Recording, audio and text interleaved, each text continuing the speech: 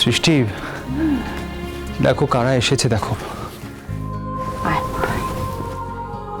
কি শরীরের অবস্থা করেছে বলো তো? তুই খাওয়া দাওয়া একদম ছেড়ে দিয়েছিস না? শোনো, আজকে একটা দারুণ খবর দেব তোমাদের, তাই জন্যই এসেছি। আগে সেই কথাটা বলে নি, তারপর না হয় অন্য সব কথা হবে। নিজের চেহারার যে অবস্থা করেছিস সেটা দেখে আর কোনো ভালো কথা শোনার ইচ্ছে নেই মা আমাদের। এই কদিনে কি চেহারা করেছিস নিজের। বস বস বস বস বস মা, বস অঙ্কিল, বস। আমি ভালো আছি বাপি, আমার শরীরে কোনো কষ্ট নেই। কি কইবি বিনু মামু, মু এতে জোর করি তাও তাও কিচ্ছি খাওয়াতে পারি না ওকে। ও কি ওই সবই খাচ্ছে, মানে ওই সেদ্ধ ভাত? তাছাড়া আবার কি, ওই ঘরটাতে তো কেউই চায় না এইসব, কিন্তু কিন্তু ভূমি দিদি তো কারোর কথা শোনে না।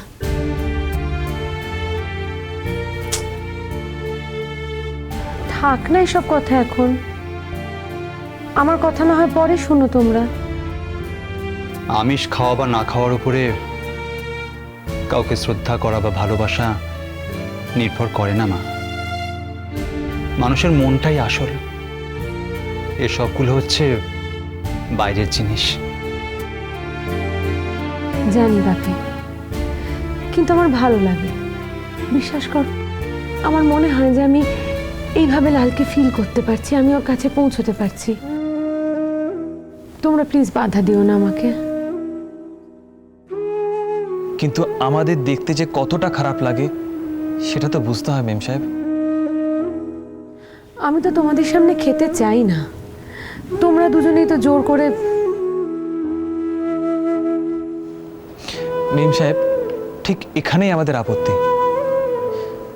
তুমি বাড়ির সব কিছুর মধ্যে আছো, অথচ সময় মতো নিজেকে একঘরে করে নাও। আমাদের সেন্টিমেন্টের কথাটাও তো বুঝতে হবে মেম সাহেব। নীল প্লিজ থাক এসব কথা। বাপি, মা, ওদের দুজনকে যে একসঙ্গে নিয়ে এসেছি, কই তোমরা তো কিছু বললে না।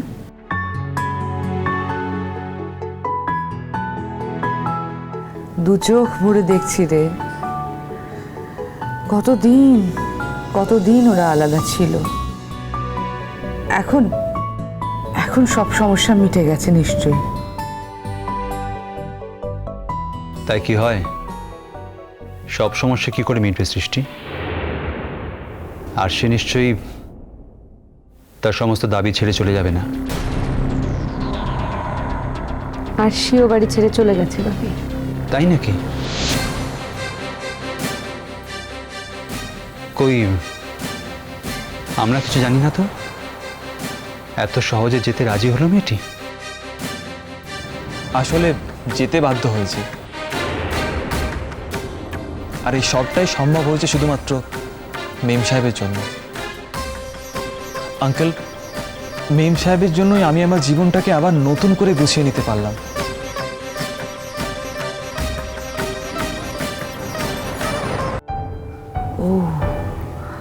তোমরা তাহলে এখন একসঙ্গে আছো তো? হ্যাঁ আন্টি, আমরা এখন একসঙ্গেই আছি। আর আমাদের এই একসঙ্গে থাকাটা যাতে পার্মানেন্ট হয় সেই জন্য মেম সাহেব একটা ইচ্ছে প্রকাশ করেছে, আর সেই কারণে আজ আমাদের এখানে আসা। কি ইচ্ছে ভূমি? মা, বাপি, অনেক অশান্তি, অনেক ঝড়ঝাপটা, অনেক বাধা বিঘ্নর পর ওরা দুজনে আবার নতুন করে একসঙ্গে ঘর বাঁধতে চলেছে। আমি তো নিজের হাতেই ওদের দুজনের ঘর ভেঙে দিয়েছিলাম, কি করে অস্বীকার করি বলো? আর তাই আজ আমি নিজের হাতে ওদের এই নতুন ঘরের বুনিয়াদ শক্ত করে তৈরি করে দিতে চাই। পুরনো সব কিছু যাতে মুছে যায়, তার জন্য আমি ওদের দুজনের বিয়ের ব্যবস্থা করেছি মা। ওদের তো কখনো সুস্থভাবে বিয়েটা হয়নি, আমার কেন জানি না মনে হয় সেই জন্যই ওদের জীবনে এত ঝড়ঝাপটা, এত অশান্তি। বিয়েটা বড় পবিত্র জিনিস মা, তাই আমি ঠিক করেছি আমি নিজের হাতে ওদের দুজনকে এই পবিত্র বন্ধনে নতুন করে বেঁধে দেব। এর থেকে তো ভালো আর কিছু হয় না মা। তোর এই উদ্যোগে আমরা সবাই তোর পাশে আছি। তুই কি চাস বল আমাদের থেকে? কি করতে বলিস আমাদের? আর কিছুই নয় বাপি, আমি শুধু চাই তোমরা দুজন ওদের পাশে থেকো। আগামী মঙ্গলবার ওদের বিয়ের ডেট ঠিক হয়েছে। ওই ওই মেয়েটি সে কোনো বাধা সৃষ্টি করবে না তো? ওই মেয়েটি কেন মা?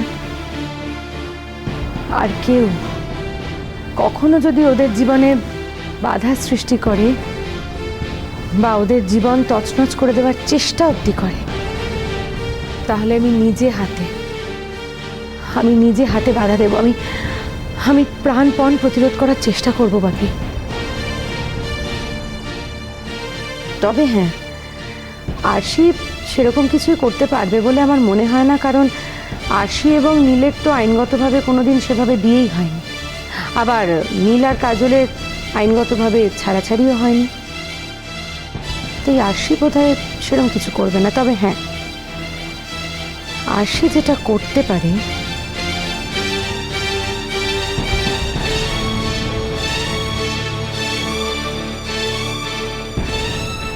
আরশি যেটা করতে পারে বাপি, ও নীলের জীবনে ঝামেলা সৃষ্টি করতে পারে। তবে সে পথও নিজেই বন্ধ করে রেখেছে। যাকে ওসব নিয়ে তোমরা আর প্লিজ ভেবো না।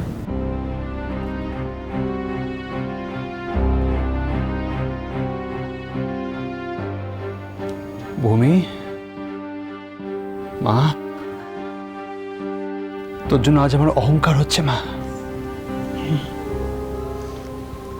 আমি তো সারাটা জীবন তোমাদের অনেক অনেক মাথা নিচু করেছি ভাবি।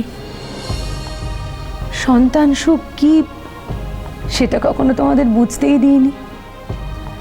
বাধ্য হয়ে তুমি আমার এ বাড়িতে আসার অধিকার কেড়ে নিয়েছো। আজ আমি বুঝি ভাবি, কতটা কষ্ট হলে, কতটা আঘাত পেলে একজন বাবা মা তার সন্তানকে নিজেদের কাছে আশা থেকে বঞ্চিত করতে পারে। তুমি ঠিক করেছো ভাবি,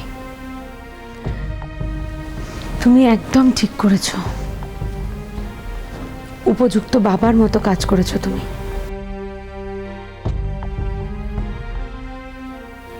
ভূমি,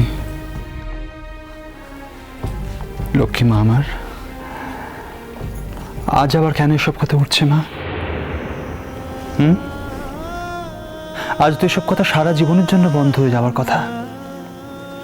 এই বাড়ি, এই সব কিছু, এসব তো তোর মা, সব তোর।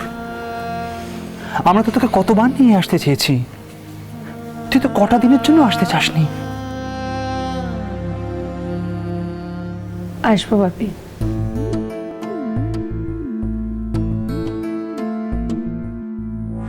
কোনোদিন হয়তো ঠিক আসবো, জানি না কবে। তবে এখন আমার অনেক দায়িত্ব, সেই দায়িত্বগুলো মিটিয়ে নি।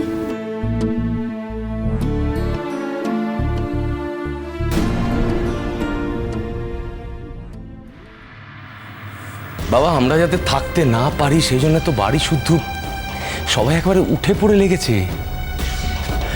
আমরা যাতে থাকতে না পারি সেই ব্যবস্থা তো সবাই করতে শুরু করে দিয়েছে একেবারে। কেন বুঝতে পারছো না সেটা?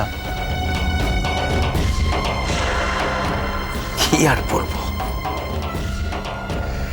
কিচ্ছু বলার নেই বাবা। আজ আসুক ওই মেয়েটা, ওই কাজল। আজকে আমি ওর সঙ্গে বোঝাপড়া করব বাবা। আমি ওকে জিজ্ঞেস করবো যে কত টাকা পেলে তুমি এই বাড়ি ছেড়ে চলে যাবে, কত টাকা।